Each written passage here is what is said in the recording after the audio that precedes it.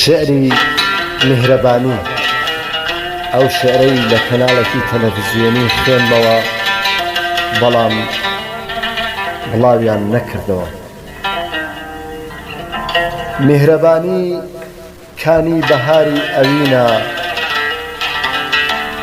میهرەبانی کانی بەهاری ئەوینە، سەدای بڵندی دوندی کێوی جوانی ژینە، ئارامی چەترە لە ژێر خۆری بەتینە، نەرمونیانی شاکاری سەڕووی زەمینە، بەرهەمی سەبری ئەیوب چەندە شیرینە، لە شەپۆلی هەستا حاڵ حاڵی قەلەندەر، مەستانە و شەو تەعبیر لە دەم دێتە دەر،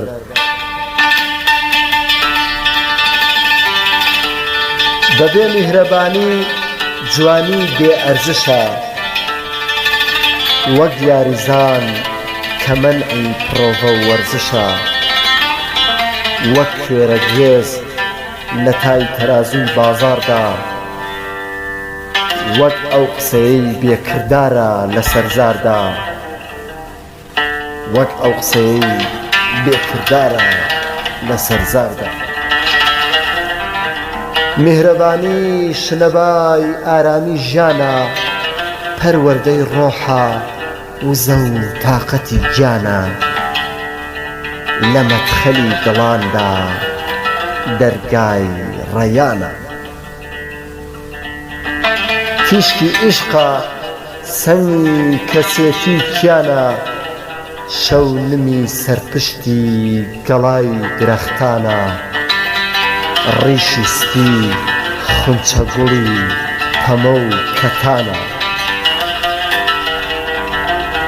میهرەبانی شنەبای ئارامی ژیانە، پەروەردەی ڕۆحە وزە و تاقەتی گیانە،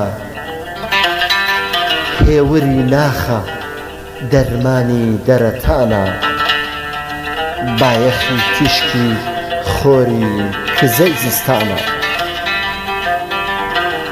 میهرەبانی شنەبای ئارامی ژیانە، پەروەردەی ڕۆحە وزە و تاقەتی گیانە، باوەشی نەرمی دایک و سۆزی باوکانە، ئەوینێ کە مەیلی گۆرانی و لاوکانە، ئەوینێ کە مەیلی گۆرانی و لاوکانە.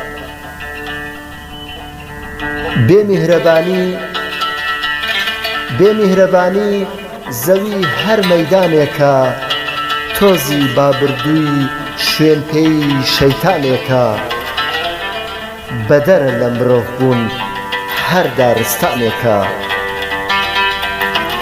بەدەرە لە مرۆڤ بوون هەر دارستانێکە، دوو جەمسەری بەستووی چوار وەرزە زستانێکە، دوو جەمسەری بەستووی چوار وەرزە زستانێکە.